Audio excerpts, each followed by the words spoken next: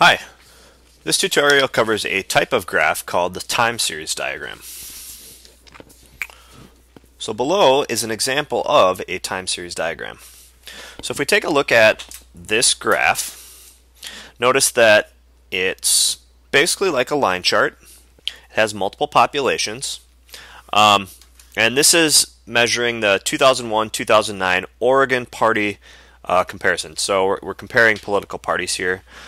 These values are frequencies in number of people, starting at from 0, 100,000, 200,000.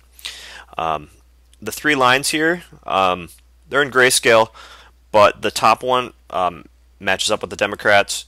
2 is the Oregon Republican Party. The NAV stands for non-affiliated voter. That's in the middle here, and then the Independent Party is down here. Okay, now we'll come back to this graph in a sec. But the first thing that, so let's take a look at a definition of what a time series diagram is. So it's a type of line chart where the x-axis always represents time. So you have to have time on the x-axis. So time series diagrams help show changes in a value over time.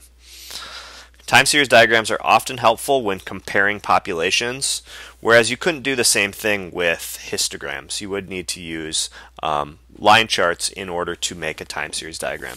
So if we just go back to the time series diagram here, again, we can see that the x-axis is in terms of time, in this case in the number of years. We can easily compare the populations as well as seeing how each population changes over time. Okay, so we can see that not only has the Democratic Party seemed to increase in frequency from 2001 to 2009, but it is has significantly more members or voters than Republican, non-affiliated voters, or the Independent Party. We can see that the Republican Party has really mimicked the decline in growth of the Democratic Party, but we can see that in the last, at least since 2008, the Democratic Party definitely went up quite a bit. So this has been your tutorial on the time series diagram. Thanks for watching.